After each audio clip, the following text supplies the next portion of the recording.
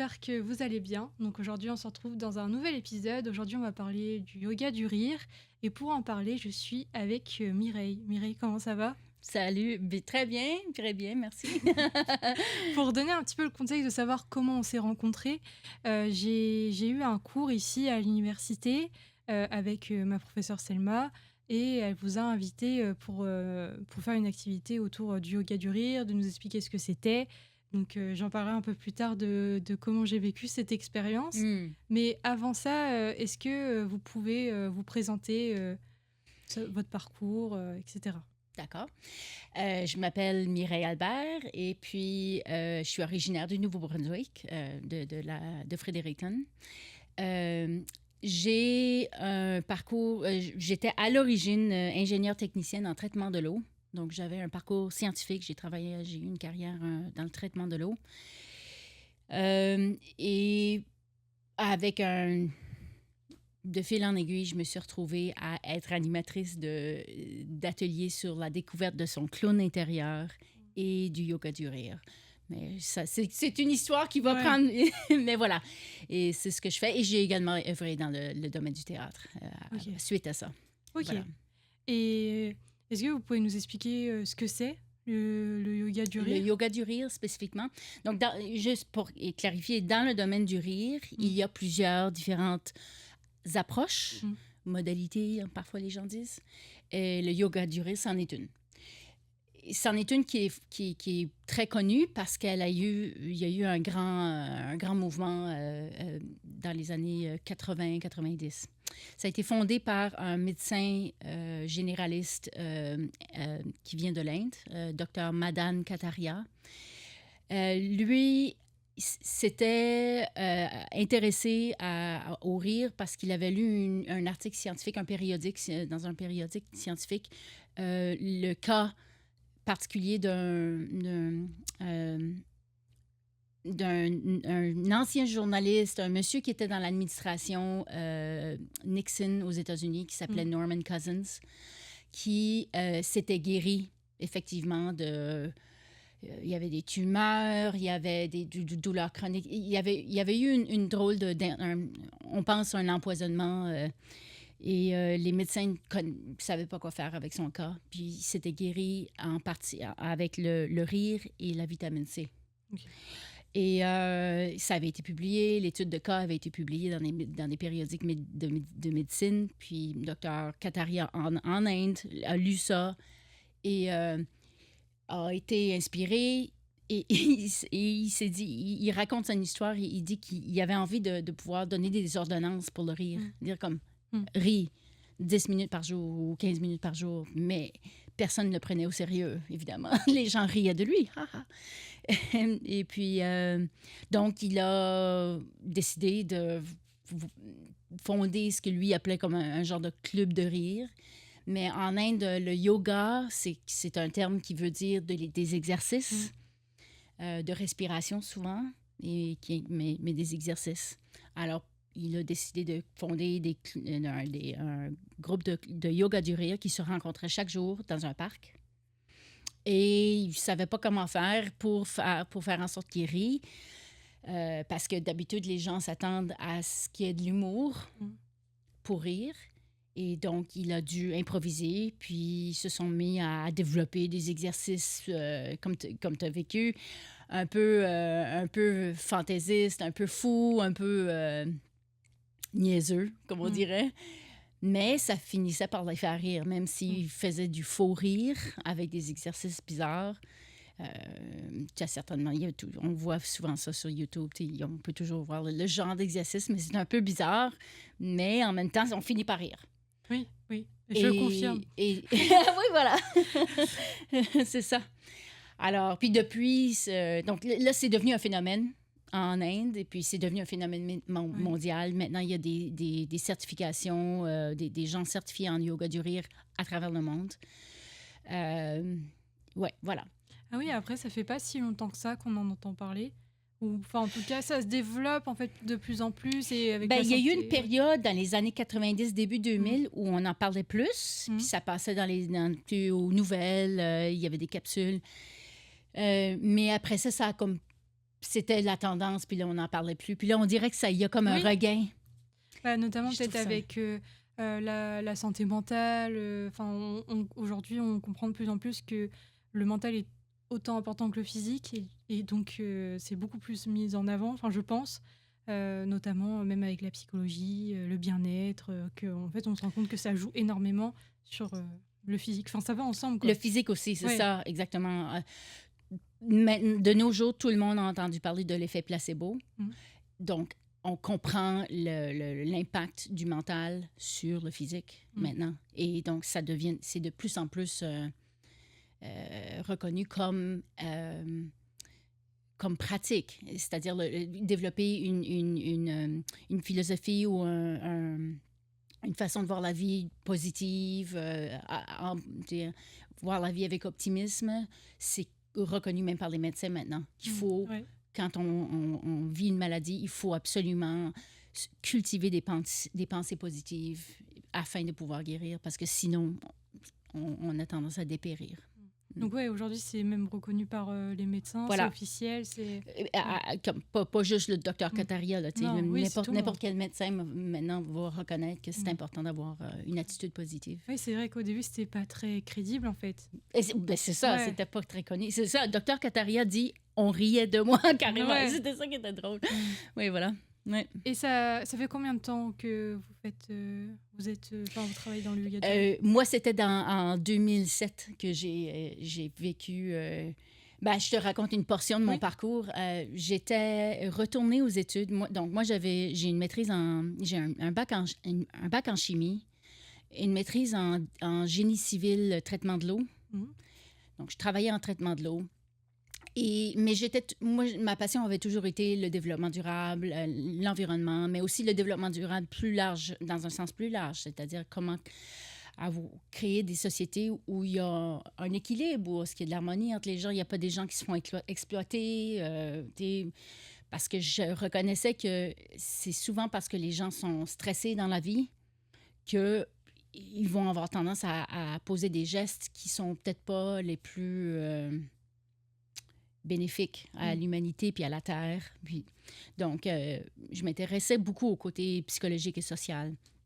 Donc, à un moment donné, j'ai décidé de changer de carrière. Je suis retournée aux études. Je suis allée en Suède à faire une maîtrise là-bas en développement durable, en leadership stratégique, la stratégie pour le développement durable. Comment aider des communautés, des organisations à s'adapter, à changer leur façon de faire. Donc, c'était le côté plus, comme j'ai dit, psychologique, organisationnel, etc. Et quand j'étais là-bas, j'étais également à cette époque-là dans un moment de questionnement de soi. Je suis là pourquoi dans cette vie? Qu'est-ce que je veux faire? Quels sont mes talents? Je reconnais que je suis un personnage un peu coloré. Je raconte souvent que je suis un personnage de dessin animé ambulant, là, un clown ambulant. À un moment donné, il y a quelqu'un qui m'a fait la suggestion. As-tu déjà pensé à utiliser le théâtre comme moyen de travailler avec les organisations qui veulent apporter, amener du changement dans leur façon de faire, mais utiliser le théâtre comme atelier ou comme moyen de team building. Puis ça a fait ding, ding, ding, ding, ding dans ma tête. Je l'ai senti fort. Et donc, je me suis mis à faire de la recherche. Moi, j'avais aucune formation en théâtre. Je viens d'une famille extrêmement scientifique. Des ingénieurs, mon père ingénieur, mon frère ingénieur, ma soeur ingénieur, mon autre frère informaticien, vraiment. Mais on a toujours aimé rire. Ma mère, de son côté de la famille, ils aiment... Du côté de mon père aussi, ils aiment rire. Mais ma mère, du côté de ma mère, j'ai hérité un gros rire fort, vraiment. Et puis mon animation vient vraiment du côté de ma mère. Puis voilà. Donc, voilà, je me mets à faire de la recherche, puis je suis tombée sur un atelier qui se donnait en France, qui s'appelait, par un organisme là-bas qui s'appelle Art Clown ou Art, Rire et compagnie. Et eux faisaient une formation, un atelier d'une fin de semaine qui était un atelier de développement personnel sur le clown. Donc, Ok. à la découverte de ton propre clown, c'est-à-dire le clown qui est en toi. Et c'est pas du tout axé pour le théâtre, c'est pas du tout axé pour le cirque, c'est vraiment un atelier de développement personnel. De Mm. trouver le côté ludique, l'enfant Mm. intérieur, voilà. Oui, parce que oui, on l'a tous en fait. Ouais. Absolument. Et on a tendance plus on prend de l'âge, plus on est calme. Certaines personnes le maintiennent. On a tous, comme on dit, en anglais, ils disent les class clowns, là, Mm. c'est-à-dire dans chaque classe ou dans chaque groupe, il y a toujours la personne Oui, c'est qui vrai. aime ça, déconner, tu sais, faire des blagues. Euh, ouais, donc j'ai décollé de la Suède, je suis partie en France faire cet atelier-là. C'était un week-end. Puis, on arrive le vendredi soir et on était une douzaine dans l'atelier. Et comme j'ai mentionné dans mon atelier l'autre jour, j'ai vu des gens qui étaient fatigués, des cernes, tu sais, on dirait Mm. alourdis par la vie, courbés. Mm. Oh, pardon, j'espère que ça n'a pas trop brassé. Euh, et au bout de, tu sais, rendu dimanche, c'était des personnes, ils étaient transformés physiquement, le visage, leur façon d'être aussi, là, tu sais, ils étaient gênés un peu, réservés, pas très animés, puis vers la fin, c'était rendus des clowns en 2 jours. Ça m'a jeté à terre. Puis j'ai dit, waouh, c'est ça que ça prend. Parce que moi, je me questionnais toujours, comment est-ce que je peux aider les gens à aller vers des comportements et tu sais, Mm. supporter le développement d'une société plus saine dans nos échanges, dans nos façons d'interagir entre nous, avec les animaux, avec la terre, tu sais. Puis je reconnaissais la difficulté d'aborder le changement. Tu sais, on n'aime pas changer Mm. nos habitudes. Non. Tu sais. Donc, je cherchais, là, puis c'est où moi, tu sais, où il va être mon créneau, là, ma contribution, où mes talents sont mis tu sais, comment on dit ça, mes talents servent Mm. correctement. Et donc, j'ai fait cet atelier-là, ça m'a jeté à terre. J'ai dit, c'est ça, le monde a besoin du clown.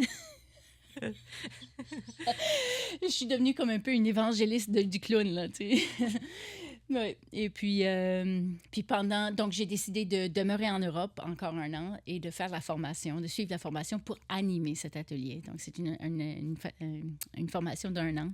Pas tu sais, comme étalée, là. Mais en tout cas, donc j'ai fait l'atelier, j'ai fait la formation pour être certifiée pour faire animer cet atelier-là. Mm. Et au cours de cette formation-là, également, ils nous ont formés, certifiés en yoga du rire, qui est une branche.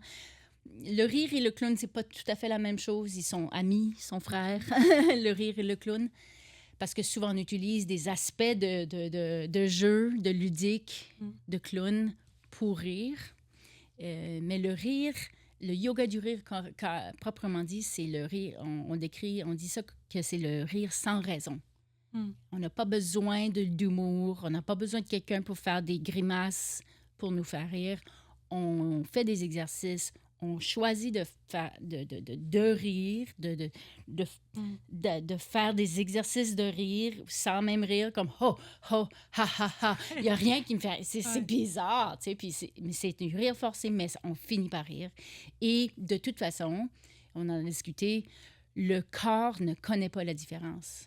Si moi, je fais ces mouvements-là, ho, ho, ha, ha, ha, le corps voit le diaphragme faire ça, il y a de l'air qui rentre dans les Mm. poumons, j'ai ouvert ici, il y a toutes sortes de choses qui se passent dans le corps. Le corps s'en fout un peu que j'ai ri pour de vrai ou que j'ai ri Ouais, il que voit pas j'ai la pas ri pour de vrai. différence. Ouais, Ok. il y a tous les bienfaits. Et donc, comme tu as dit, donc, ils sont frères, donc entre clown et yoga du rire. Mm. Donc, pourquoi vous avez eu la différence d'aller vers yoga du rire? Ici, au Nouveau-Brunswick, le marché, c'est-à-dire les gens ici, quand moi je disais, moi, je veux faire du clown, et j'avais énormément de réactions de du cirque, du Mm. théâtre. Puis donc, c'était non seulement, tout le monde a son idée de ce que c'est un clown. Puis il y a beaucoup de gens qui ont vu des films de Hollywood, Chucky, bref, donc, où il y a énormément de représentations dans la culture populaire, des représentations du clown comme étant méchant, bizarre, dérangeant. Donc, dire le mot clown, il y a tellement de difficultés à faire comprendre Mm. ce que je voulais vraiment faire, c'est du développement personnel. Alors, j'ai fini par comprendre que c'était mieux de parler de rire. Mais, comme tu as vécu dans l'atelier qu'on a Ouais. fait l'autre jour, je fais du clown. Oui. On fait du clown ensemble. Ouais. On n'a juste pas le nez. Oui, c'est une sorte de personnage. Voilà. On sort de sa zone de confort. Oui. Et vous avez dit juste avant, vous avez fait du théâtre aussi. Oui, alors j'ai fait un peu de théâtre communautaire, mais c'est qu'en faisant du théâtre, j'ai rencontré des gens qui... puis j'ai quand même un cerveau assez scientifique, un peu organisation, j'aime organiser des choses. Puis, alors, je me suis retrouvée à travailler en arrière-scène. J'ai commencé à faire des accessoires pour du théâtre. Puis là, quelqu'un a dit « Oh, toi, tu fais bien ça. Est-ce que tu veux faire de la régie? Est-ce que... Ah, tiens, ils ont besoin de quelqu'un. » Donc, j'ai fini par faire de la régie de scène. Ok. Puis puis de la régie. Alors, j'ai travaillé plusieurs années ici, même au Théâtre Capitole, en arrière-scène. Ok. Ouais. Mais c'était plaisant, ça m'a fait voir un peu le monde de la performance. Puis de comprendre aussi toutes les étapes qui rentrent, qui font partie comme d'un spectacle ou d'une entrevue, etc.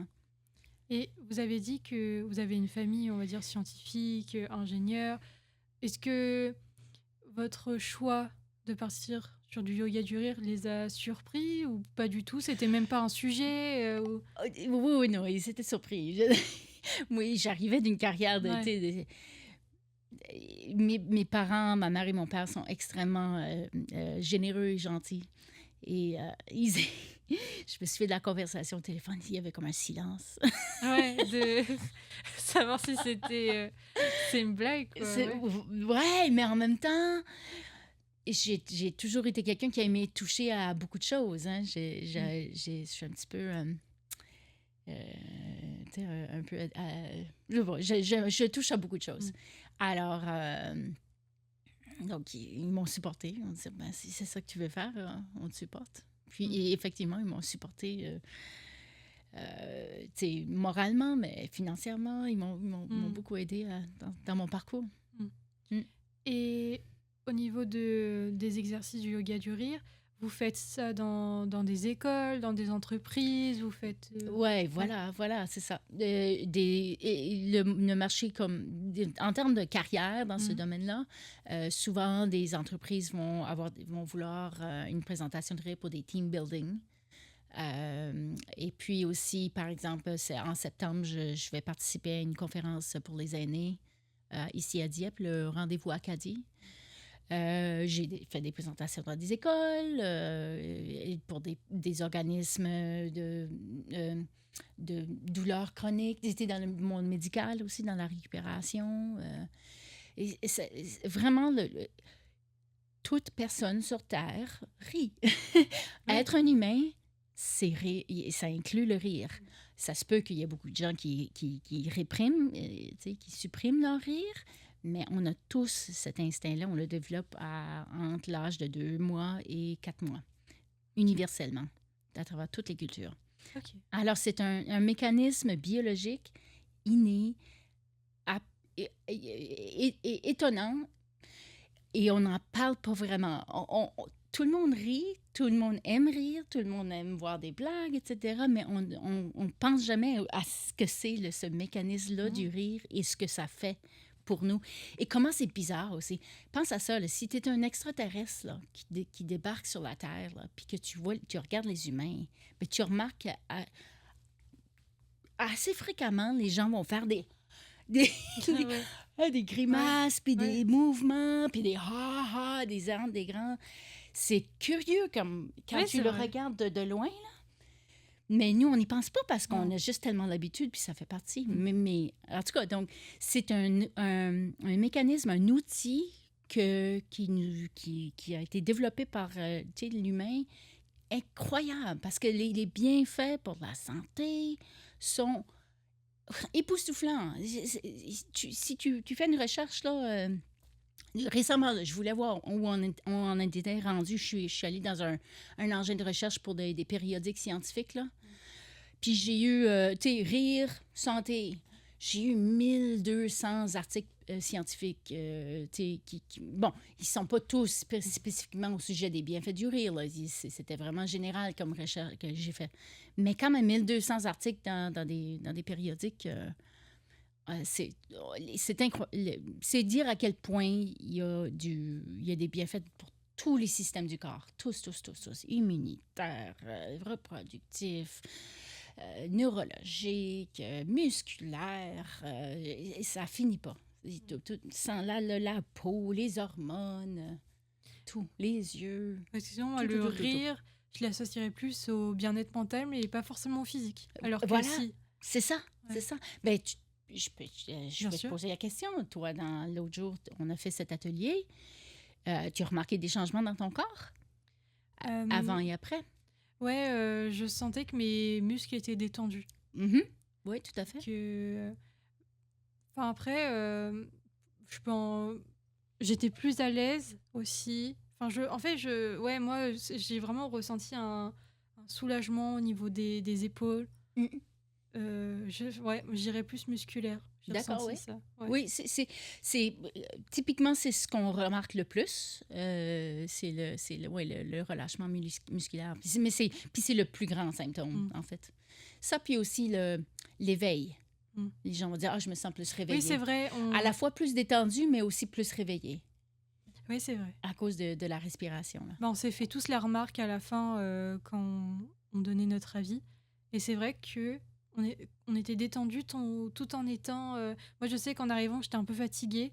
En repartant du cours, ça m'a redonné une énergie pour finir ma journée. Mais... Oui, oui, tout à fait. Oui. Ouais.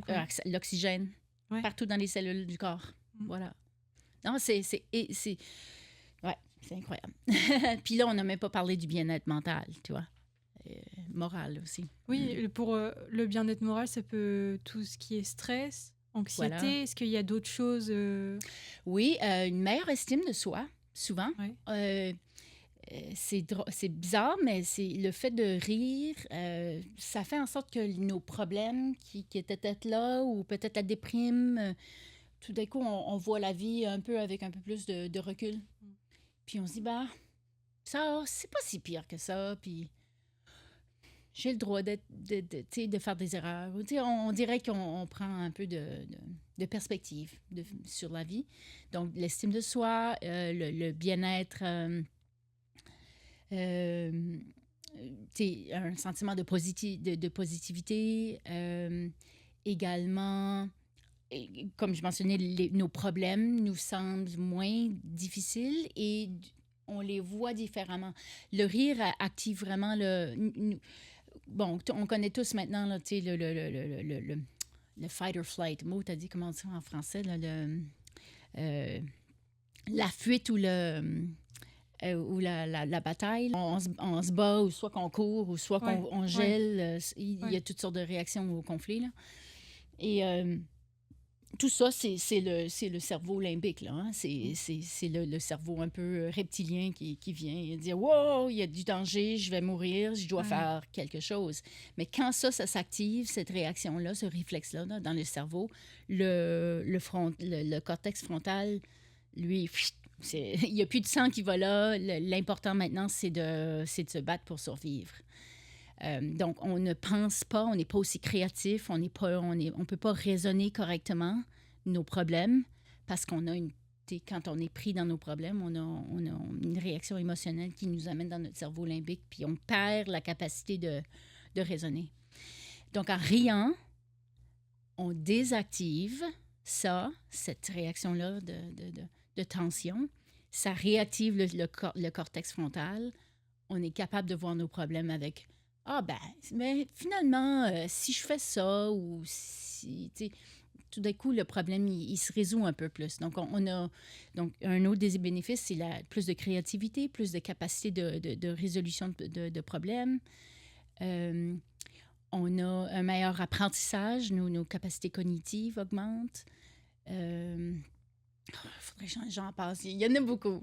Mais moi, j'aime beaucoup celui de l'idée d'être moins affecté par les problèmes, les interactions sociales qu'on a, les problèmes relationnels. On est moins...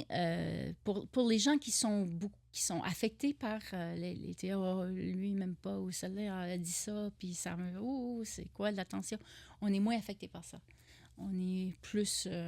Plus ouvert et plus de confiance, comme tu plus de confiance, oui, tout à fait. Et qu'est-ce que je voulais dire? Oui, j'ai entendu parler que parfois, justement, dans un groupe, une personne qui va tout le temps faire des blagues, qui va tout le temps se mettre en avant, qui va tout passer par l'humour, ça peut être une sorte de protection. Oui. Où justement, si ça se trouve, cette personne, elle est triste, mais elle le transforme en humour, en fait. Oui. Est-ce que c'est vrai? Ça peut, oui, oui. Bon, il n'y a jamais d'absolu. Ça dépend tout le temps de la personne, ça dépend du contexte. Mais oui, effectivement, puis tu touches un élément du rire qui est à noter. C'est que le rire, c'est une lame à double tranchant. Le rire peut être utilisé pour nous rapprocher ou pour nous éloigner. Soit des personnes, de rapprocher des personnes ou nous éloigner des personnes avec le ridicule, le rejet, ou rapprocher ou repousser de nos propres problèmes. T'sais. Donc, je peux... si, par exemple, je te donne un exemple. Moi, souvent, quand je dois... Oh! C'est pas grave. C'est moi, je suis en mode... et moi, quand je dois quitter, je dois voyager dans... Bon, tu vois, moi, j'habite dans la région de Fredericton. Je devais venir à Moncton. C'est 2 heures, c'est rien. C'est pas grand-chose. Mais en même temps, le soir avant mon voyage, je suis tout le temps un peu comme « Est-ce que j'ai pensé à ça? C'est quoi ma liste? » Ouais. Je panique toujours un peu. J'ai cette nervosité-là quand ça vient à des grands déplacements ou à des grandes listes de choses à faire. Ah, il faut que je finisse ci, il faut que je fasse ça, il faut que je fasse ça. Moi, ça me stresse. Alors, je peux utiliser le rire soit pour me moquer de moi-même, mais d'une façon comme pas cool, là, ou d'utiliser le rire comme je vais aller écouter une émission comique pour essayer de ne pas y penser. Mais la tension est toujours là. Donc, c'est comme si je repousse avec du rire. Tu vois, je me regardais ici pour essayer de ne pas regarder là. Mais le là, il est toujours là. L'anxiété est toujours là. Alors, c'est plus intéressant pour moi, et ça m'aide plus d'utiliser le rire pour le regarder en face, regarder mon anxiété en face. Puis dire, OK, là, je me sens... Puis donc, moi, ma technique, c'est que je me sens comme si je suis un personnage de bande dessinée ou de dessin animé. Donc, je me vois comme dans les Looney Tunes, là, avec Daffy Duck, puis tout ça, là. Donc, je me mets un peu comme dans un personnage un peu absurde, un peu exagéré, qui est tellement terrifié que je sais pas, qu'il y a des roches en train de tomber, ou, tu vois, et ça me fait rire. Okay. Alors voilà, j'ai touché, j'ai été reconnaître l'émotion. J'ai accepté que oui, c'est vrai, j'ai cette anxiété-là, sans la rejeter, sans dire c'est pas correct d'avoir cette anxiété-là. Puis après ça, je la fais bouger. Émotion, le mot émotion, c'est-à-dire le rire, c'est une des émotions. C'est la racine du mot, c'est de faire bouger bouger des émotions, des sentiments. En fait, c'est votre façon d'évacuer votre stress. Vous n'êtes pas dans le déni, vous acceptez l'émotion, vous pouvez être triste, vous pouvez être en colère.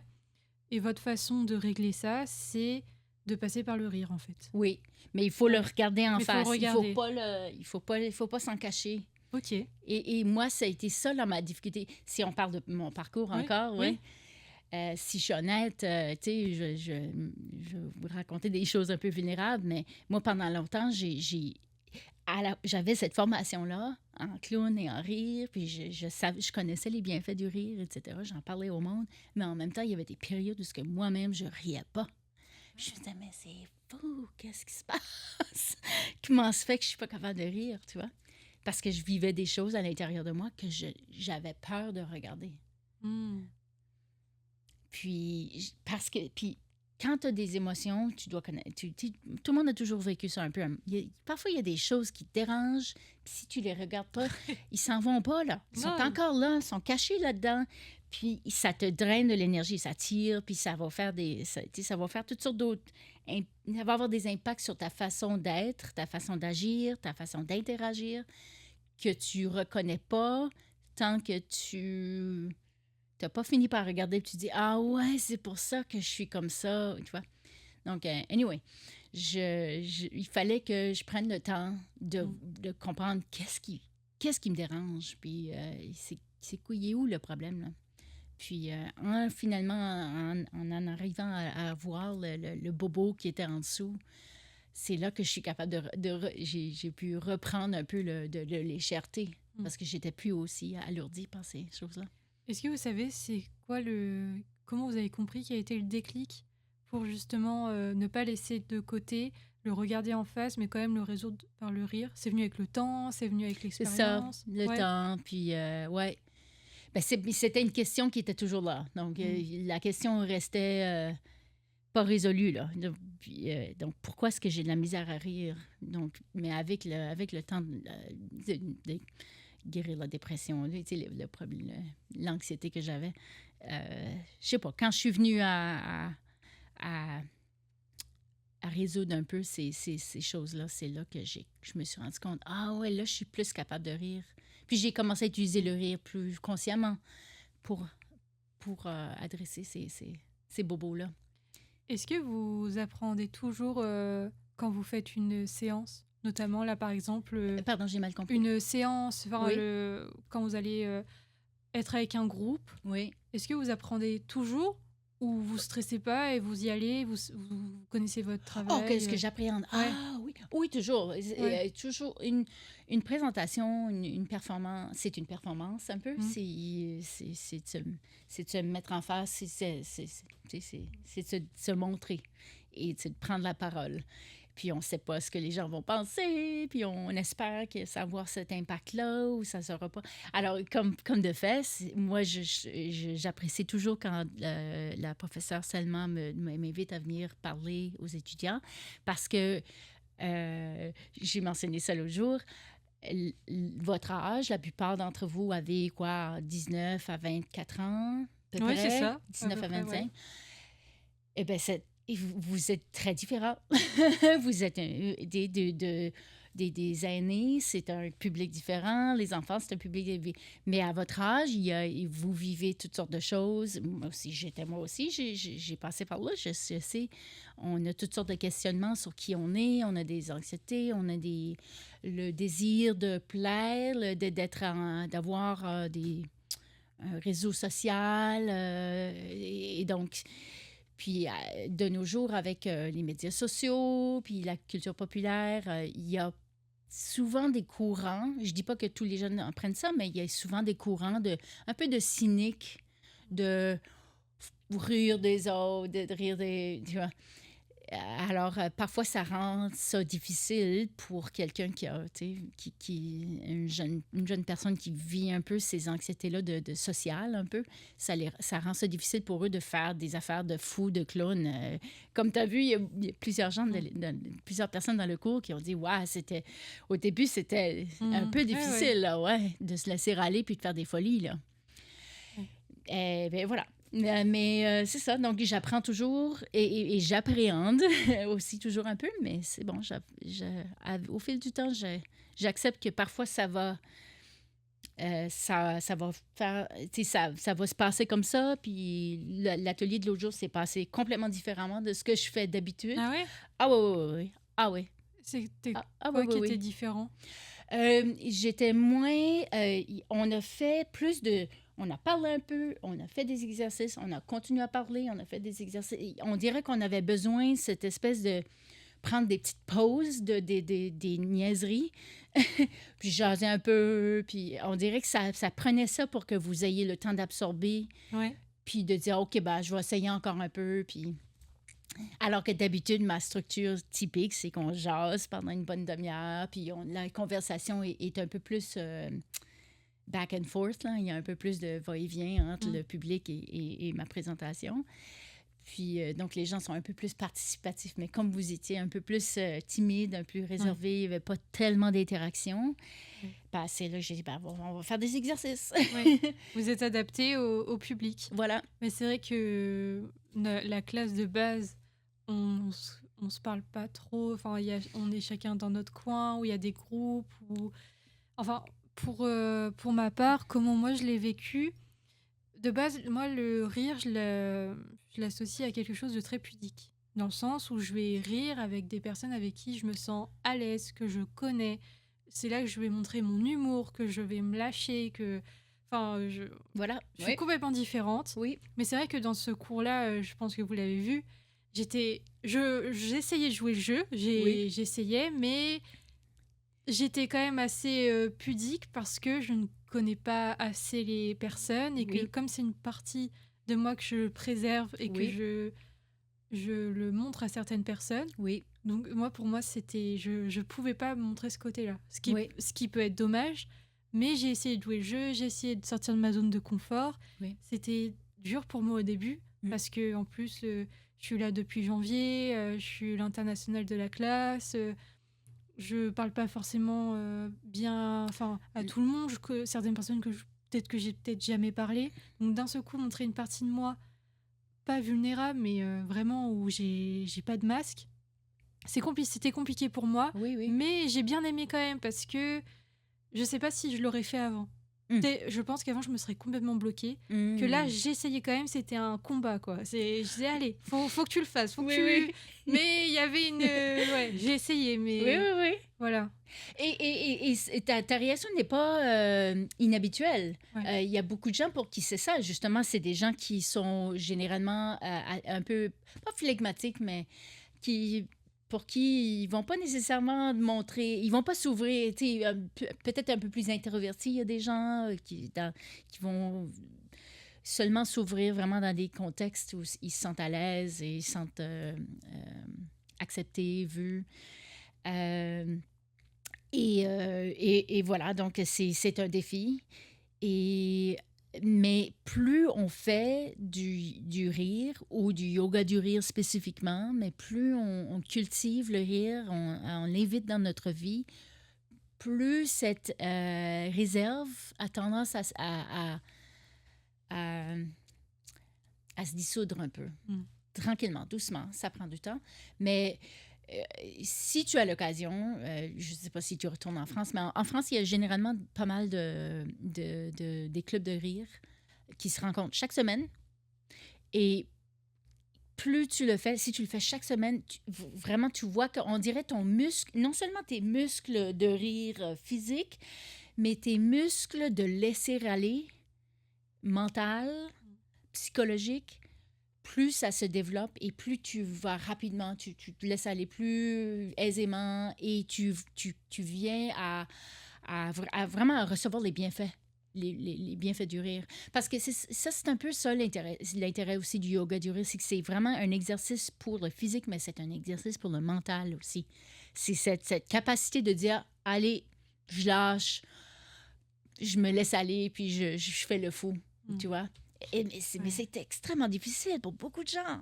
Mais je pense aussi, c'est parce que je leur ai pas demandé, mais je sais que de manière générale, l'impression que je donne, c'est quelqu'un de calme, quelqu'un qui est dans son coin, que voilà, qui si on vient lui parler, je vais répondre, tout ça, mais voilà, je vais pas sauter partout, je vais pas rigoler hyper fort, je vais pas. Donc en fait, je me suis dit, là en fait, en parlant avec vous, j'en prends conscience que c'était bizarre si d'un seul coup, je sautais partout, je rigolais, les personnes me disaient mais est-ce que c'est Lucie? Ah oui. Donc C'est je une reste question dans d'identité un peu ouais. là où ok. Ouais. Alors que j'ai ce côté-là parce que je l'ai avec mes proches. Oui. Mais après, même de manière générale, j'ai quand même, c'est quelque chose que j'essaye de travailler, mais j'ai quand même un cercle de base. Et quand je connais pas bien les personnes, il y a une protection qui se met. Oui. Oui. Donc, Oui. Puis il y a beaucoup de gens qui font ça. ouais, Moi-même, il y a des fois où tu sais, je suis pas comme ceci, là. ouais, Là, c'est parce qu'on parle de rire, puis je viens de passer 2 jours à rire. ouais, Donc, je suis plus ouverte ouais, à me dévoiler un peu plus. Mais oui, tout à fait, on a tous... Mais c'est naturel, ça, un peu ouais. aussi. Hein? Faut pas dire que c'est nécessairement mauvais d'avoir un masque qu'on porte un peu dans certaines circonstances. On n'a pas besoin de toujours se dévoiler, là. Mais parfois, c'est que ce port du masque qu'on choisit, parfois, ça vient tellement une habitude que on manque des occasions de créer un rapprochement, de la Ouais, connexion c'est vrai. avec... Moi, j'adore aller à l'épicerie. Parce qu'à l'épicerie, je sais pas pourquoi, mais là, j'ai comme... Un jour, j'ai décidé que moi, quand je vais à l'épicerie, je jase avec tout le monde. Ah ouais, puis les prix, puis ah ouais, puis la météo, puis en tout cas, mais je prends vraiment l'occasion pour jaser, puis d'être celle qui prend le pas d'établir, de commencer la conversation. Puis je cherche des occasions pour rire et sourire et connecter. Puis j'ai toujours l'impression que quand je quitte l'épicerie, ben, j'ai aidé 1 ou 2 personnes à avoir un petit sourire, tu sais, avoir un petit Mm. moment de légèreté ou de joie. Mais, je fais pas toujours ça. Donc, en tout cas, je fais juste dire, c'est que parfois, quand on porte le masque toujours, c'est parfois, on se limite un peu. Et, ouais. Puis ça me fait penser, comme tantôt, quand tu me demandais c'était quoi les bienfaits du rire, mais une de ces choses-là, c'est la question d'identité. Ça nous amène à se poser la question comme tu viens de faire. Qui je suis dans moi d'habitude? C'est qui Lucie d'habitude? Pourquoi dans ce cas-là, je suis comme Mm. ça, puis dans ce cas-là, je suis comme ça, puis est-ce que j'ai besoin d'être comme ça? Puis c'est quoi ce masque? C'est de prendre conscience du masque Ouais, c'est ou vrai. de qui on est, tu sais. Ouais. Parce que, en plus, parce que vous avez donné l'exemple avec l'épicerie, c'est vrai que on peut peut-être avoir peur du regard des autres, de peut-être se montrer, Mhm, de rigoler, de mhm. voilà. Et on se dit oui, mais qu'est-ce que la personne elle va penser je peux pas faire ça ou alors que on pense que les gens s'arrêtent sur des détails, mais peut-être que 30 minutes après, ils ont oublié et nous, Mhm. on y pense encore, alors que eux, ils sont pas forcément concentrés sur comme nous, on se concentre. Voilà. Parce que, bah forcément, nous, on est notre propre personnage principal de notre vie. Ouais. Et autour de nous, on pense que c'est des figurants ou des personnes Voilà, voilà. secondaires, mais tout le monde a sa vie. Oui. Et même, c'est pour ça que vous avez raison d'avoir cette réaction-là, Oui, puis c'est d'oser. facile à l'épicerie aussi souvent parce que Ouais. souvent, je ne les reverrai plus jamais. Voilà, c'est ça. Donc ça aide. Oui. Mais oui, Ouais. mais il faut savoir qu'avant, j'étais encore plus fermée. Enfin, là, Mm. je suis sur un cheminement où ça va mieux. Là, je... je fais des podcasts. Même venir ici au Canada, ça m'a aidé à m'ouvrir parce que j'étais toute seule dans un Mm. pays que je connaissais pas. Donc, Ah oui. faut parler. Oui. Donc, ça va mieux. Franchement, Ouais. avant, j'étais vraiment très, très, très fermée. C'était Ah, vraiment très compliqué. ah oui, oui, oui, OK. Donc, c'est en Ouais. cours. Ouais, ouais, Ça, ouais. c'est Processus, bien sûr. ouais, c'est le processus. Voilà. Moi aussi, je suis dans un... Tout le monde est dans un processus. Ouais. Ça, c'est... Ouais. Ça, c'est un autre des avantages du rire, c'est qu'on reconnaît que on a tous ces émotions-là à un moment donné. Tu sais, on fait on fait des mises en scène, souvent, dans le yoga du rire en particulier, on fait des petites mises en scène. Mais si je peux mentionner peut-être une autre des approches au rire, c'est la thérapie du rire, carrément comme... Il y a des gens il y a des thérapeutes de counseling, tu sais, de Mm. psychologie, qui utilisent des outils du rire pour aider comme j'ai mentionné tantôt, pour guérir un peu mon Mm. anxiété, par exemple. Pour l'utiliser pour évacuer mon anxiété quand je la vis. Et, mais quand on voit des situations... Ah oui, ou par exemple, quand on écoute un humoriste, ben, l'humoriste va souvent parler, ben, ça dépend de l'humour, là, mais moi, je pense à ceux qui vont parler de leur vécu. Mm. Ouais, tu sais quand on vit ça, puis on fait ça, puis là, disons que c'est un gars, là, j'imagine, j'utilise le « il », là, j'utilise le masculin, mais disons que c'est un gars qui dit « Ouais, quand ça c'est arrivé, puis imagines-tu comment c'est? » Puis là, tout le monde rit parce qu'on a tous vécu ça. Ou bien la plupart d'entre Oui, nous, c'est on vrai. a vécu ça, ou on comprend quelque chose de semblable. On a vécu quelque chose de semblable. Alors, on se rend compte à quel point, ensemble, on vit toutes déjà... Tu sais, même si on a notre propre vécu, tu sais, notre Mm. propre histoire, on a plus en commun qu'on se rend compte. Ouais. Tu vois? Et donc, ça nous permet d'avoir plus d'empathie, puis de sentir plus connecté à notre prochain. Tu sais, voilà. Est-ce que tu penses que tout le monde devrait essayer? Oui, oui, absolument. Moi, je rêve de pouvoir avoir une grande tournée de la province. Tu sais, moi, c'est dans mes rêves, là, c'est qu'on ait un genre de projet, tu sais, de rire puis on a une petite armée d'animateurs de rire ou de clowns rire un peu, là, tu vois. Et puis qu'on fait le tour de la province, les écoles, les centres pour aînés, les hôpitaux, tu sais, qu'on amène ça, que tout le monde puisse vivre ça une ou deux fois et voir à quel point ça les a affectés. Puis c'est pas tout le monde qui va continuer, mais il y a beaucoup de gens pour qui ça va les amener une réflexion, ça va faire bouger quelque chose. Voilà. Puis je pense que c'est comme comme qu'ils disent l'effet du centième singe. As-tu entendu parler de cet effet-là, là? Non, C'est l'idée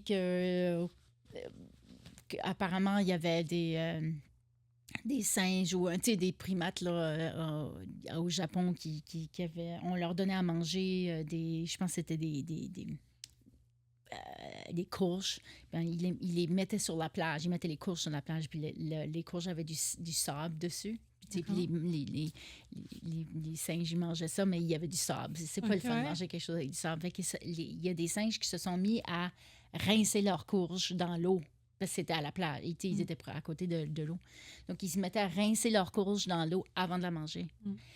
Mais donc, à mesure que de plus en plus de singes prenaient cette habitude-là, dans ce petit groupe-là de singes, ailleurs dans le monde, si je comprends bien, il y a des groupes de singes ailleurs dans le monde qui ont décidé de commencer à faire la même chose, même s'ils n'avaient aucun contact. Alors, c'est comme, il y a comme une espèce de... Je sais pas, l'idée se répand un peu. Alors, je rêve que si plus on parle du rire, plus les gens y pensent. Je vois notre province vraiment comme...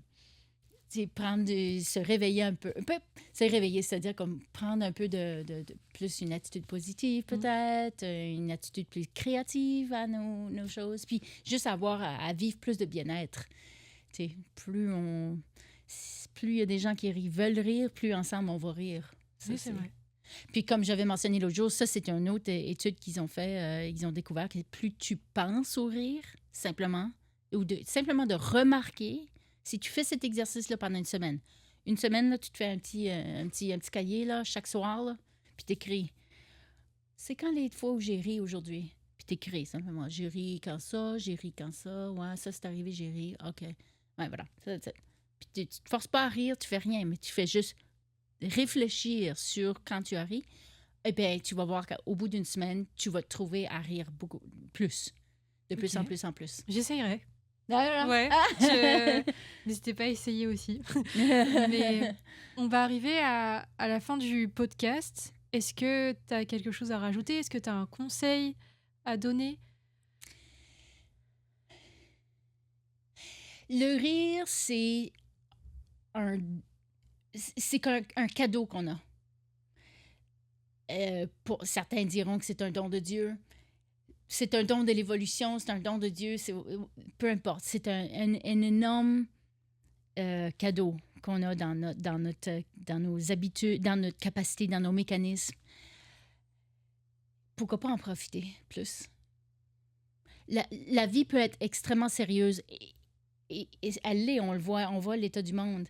Mais c'est dans les situations, c'est justement quand il y a tellement de pression extérieure pour nous amener à aller dans le sérieux, dans l'anxiété, dans la dépression, dans le négativisme, le fatalisme. Oh, ça va tout, ça va tout, la Terre va exploser. Je pense, moi, je viens du domaine environnemental, puis oui, j'ai vécu des dépressions comme la Terre est en train de... Ça c'est les changements climatiques, etc. Mais plus on a ces pressions extérieures là, pour aller vers le négatif, plus c'est important. Parce que notre cerveau est programmé pour prendre le négatif et dire oui, oui, oui, oui, oui. Mais il faut constamment dire non, oui, oui, oui. Et j'ai quand même... si on veut s'attaquer à ces problèmes-là, ben, il faut être dans un bon état. Clair, les pensées claires, le cœur ouvert, la capacité de connecter, d'être en relation, la capacité de travailler ensemble. Tout ça, c'est cultivé par le rire. Alors, c'est dans ces moments-là où il faut d'autant plus travailler à rire. Travailler à rire. Mais voilà, c'est drôle, mais c'est ça que c'est. Il faut développer cette habitude de dire, OK, oui, et oui, les problèmes, et maintenant, on a l'occasion de rire, tu sais. Faisons ça, puis on sera quand il s'agira de retourner et attaquer les problèmes, ben, on sera dans un meilleur état pour le faire. Alors, alors le message, si je peux résumer, c'est quand ça va mal, c'est ces moments-là où il faut reconnaître le mal, et choisir de rire. C'est pas de dire « Oh, il n'y a pas de mal, je ris pas ». C'est faire ce dé-là, le reconnaître et rire quand même. Merci Mireille pour ce conseil. Est-ce qu'il y a un endroit où on peut te contacter? Est-ce que tu as des... Oui, un contact merci, oui. Mon courriel, c'est clownintérieur, en un mot, @gmail.com. Et voilà, c'est ça. Okay. Très bien, merci.